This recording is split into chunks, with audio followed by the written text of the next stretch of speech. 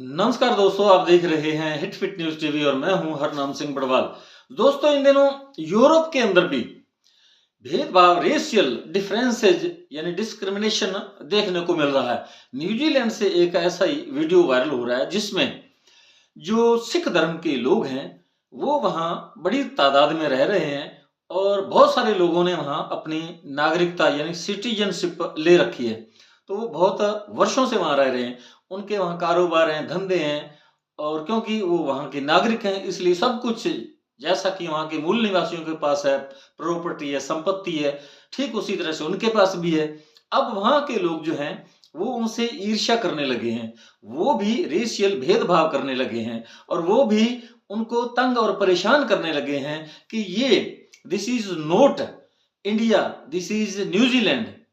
यानी वो इस प्रकार के नारे लगाते हैं और जो हिंदुस्तानी, जो भारतीय हिंदू कह लें या भारतीय कहें आप, यानी हिंदुस्तान के रहने वाले लोग वहां जो अपने धंधे में वहां लगे हुए हैं, वहां नागरिक हैं, वहां के पुराने, उन्होंने वहां की नागरिकता ले रखी है। अब वो तो वहां के नागरिक हैं क्योंकि वहां डेमोक्रेसी है, प्रजातंत्र है।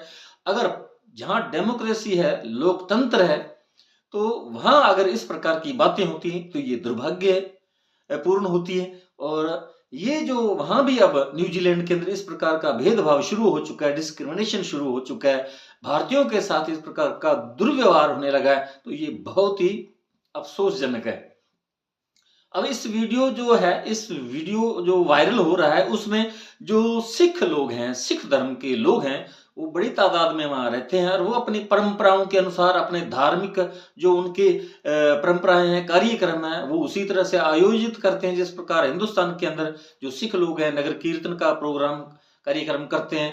अब जो 10वें पातशाह गुरु गोविंद सिंह जी हैं, उनके प्रकाश पर्व पूर्व पर वहां भी नगर कीर्तन का आयोजन किया गया। वहां के जो सिख लोग हैं तो सड़क पर जा रहे थे और इसी बीच वहां के जो स्थानीय लोग हैं, युवा लोग हैं, नौजवान हैं, जिस प्रकार हिंदुस्तान के अंदर भी इसी प्रकार धार्मिक संगठन है, कट्टरवादी सोच को पालने वाले, उस विचारधारा को आगे बढ़ाने वाले इस प्रकार के संगठन है, तो ये वहां भी इसी प्रकार अब ये भेदभाव होने लगा है। तो वहां जो भारतीय हैं, सिख लोग हैं, उनके नगर कीर्तन के अंदर उन्होंने अवरोध डाला, सड़क पर उन्होंने नारेबाजी की, उन्होंने कहा this is New Zealand not India. यानी ये न्यूजीलैंड है, ये भारत नहीं है। क्योंकि भारत के अंदर इसी प्रकार की जो वारदातें होती है आए दिन, सनातनी हिंदू जो तथाकथित सनातनी है, हालांकि इन सनातनी जो है इतने बेशर्म, बेहया, ऐसे मूर्ख लोगों का एक संगठन है, जमावड़ा है, जिनके अंदर सारे, तो हम नहीं कह सकते कि सारे लोग इसी तरह की सोच के हैं, लेकिन जब इनके जो संगठन के मुखिया होते हैं, जब वो इस प्रकार की बातें करेंगे, भेदभावपूर्ण बात करेंगे, रेशियल बातें करेंगे और उन्माद पूर्वक वो किसी भी मुस्लिम या किसी भी गरीब अनुसूचित जाति के लोगों पर अत्याचार करेंगे, जय श्री राम के नारे लगाकर हत्या कर देंगे, मोब लिंचिंग को अंजाम देंगे, तो वो कैसे माना जा सकता है कि वो सनातनी है? सनातन का इन लोगों को पता ही नहीं। सनातन का मतलब क्या होता है? सनातन तो वसुधैव कुटुंबकम का जो सिद्धांत है हिंदुस्तान का प्राचीन काल से चला आ रहा है, जो मेहमान की खिदमत करता है, जो भी किसी भी धर्म का मानने वाला है उसको प्यार मोहब्बत सिखाता है और करता है। तो ये तो सनातन की असली जो गुण है, सिद्धांत है, ये है। लेकिन ये जो आजकल हिंदुस्तान के अंदर 2014 के बाद जो ट्रेंड चल रहा है उसमें इस प्रकार के जो फर्जी पखंडी सनातनी हैं, जो जय श्री राम का नारा लगाकर अत्याचार करते हैं गरीबों पर, अनुसूचित जाति के लोगों पर, मुसलमानों पर, उन्हें कहते हैं कि ये घुसपैठिए हैं। और हिंदुस्तान की जो सरकार के मंत्री, मिनिस्टर, यहाँ तक कि प्रधानमंत्री और गृह मंत्री भी घुसपैठिया बोलते हैं मुसलमानों को, वो बोलते हैं कि ये घुसपैठिए हैं। घुसपैठिए जो है ये हिंदुस्तान की नौकरियां खा रहे हैं, यहाँ की जमीनों को हड़प रहे हैं। इसी प्रकार की बातें बंगाल में, पश्चिमी बंगाल में, असम में इस प्रकार की जो बातें नेता लोग करते हैं, इन्हें केवल कुर्सी से प्यार है, इन्हें डेमोक्रेसी से नहीं, कोई प्यार नहीं है, ये संविधान को नहीं मानते। इसी प्रकार की जो भेदभावपूर्ण, जो दंगे कराने वाली ऐसी बातें हैं हमेशा ये नेता लोग करते हैं, इनके विरुद्ध कोई कार्रवाई नहीं होती।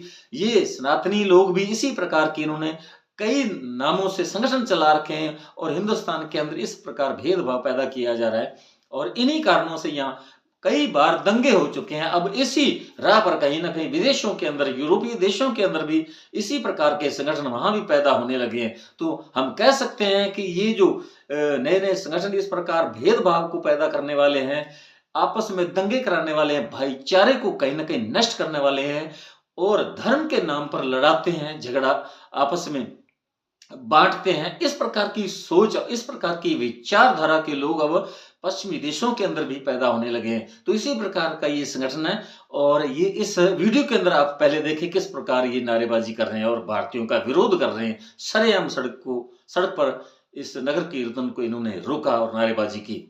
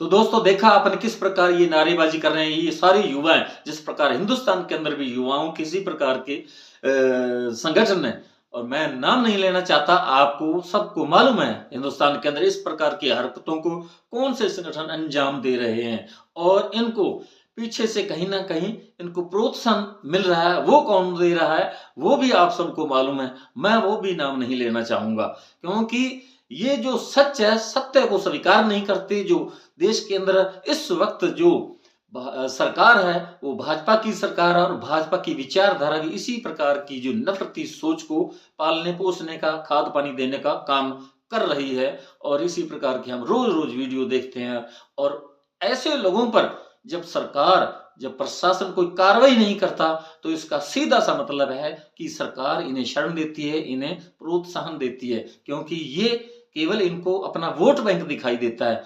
और इतना देश के अंदर जंगल राज कायम हो चुका है, जहां जहां भी भाजपा की सरकार है वहां इसी प्रकार की खबरें आम होती हैं। और कहीं ना कहीं मीडिया को भी इस प्रकार इन्होंने दबाव बनाया, मीडिया पर भी, और वो भी बहुत सारी खबरें वो हमारे सामने आ ही नहीं पाती।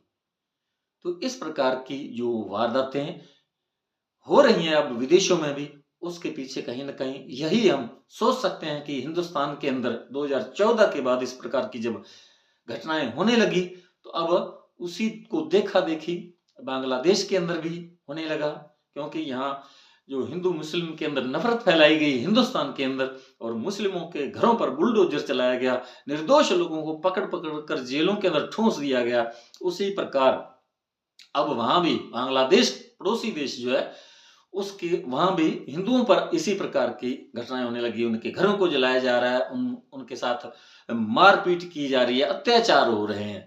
और इसी को दिखाते अब जो यूरोपीय देश हैं उनमें भी इस प्रकार की वारदातें शुरू हो चुकी। इसी प्रकार के जो रेशियल बातों को बढ़ावा देने वाले संगठन पैदा हो चुके हैं। अब वो भी यही सोचने लगे हैं कि ये विदेशी लोग हैं, जो भारतीय लोग हैं, उनकी संपदा, उनकी जो नौकरियां खा रहे हैं, उनके कारोबार धंधे पर कब्जा किया जा रहा है। तो वो इस प्रकार की वो भी सोचने लगे हैं। अब यूरोपीय देशों के अंदर इस प्रकार की बातें सामने आने लगी हैं, तो कुछ समय बाद अगर हिंदुस्तान के अंदर मुसलमानों के प्रति इस प्रकार की जो नफरत पैदा की जा रही है, उनके विरुद्ध एक तरह से अभियान छेड़ा जा रहा है, उन्हें शरेआम घुसपैठिया बोला जा रहा है, उनके साथ इतनी अभद्र उन पर टिप्पणियां की जाती हैं और मॉब लिंचिंग की घटनाएं हो रही हैं, तो क्या आप ऐसा कभी नहीं सोच सकते? कल्पना कर देखिए कि जो अरब देश हैं वहां भी तो हिंदुस्तानी लोग हैं, हिंदू लोग हैं, भारतीय लोग हैं, वहां भी अपने धंधे के लिए, कमाई करने के लिए वहां जाते हैं, रोजगार के लिए वहां जाते हैं। तो कल को वहां भी इस प्रकार की घटनाएं हो सकती हैं। तो भारत सरकार जो क्यों नहीं इस प्रकार की जो घटनाएं उनको उन पर अंकुश लगाती, ऐसे जो संगठन है जो नफरत बांटते हैं, जो हिंदू मुस्लिम के बीच नफरत पैदा कर रहे हैं, उन पर क्यों नहीं लगाम कसी जा रही? यही सबसे बड़ा सवाल है। तो साथियों, हमारा ये वीडियो आपको कैसा लगा कमेंट बॉक्स में जरूर लिखकर बताइएगा। यदि आपने अभी तक हमारे hit fit news TV channel को सब्सक्राइब नहीं किया तो प्लीज सब्सक्राइब कर लें, इस वीडियो को अधिक से अधिक शेयर करें, लाइक करें। आपका बहुत बहुत शुक्रिया, धन्यवाद, राम राम, सत श्री अकाल।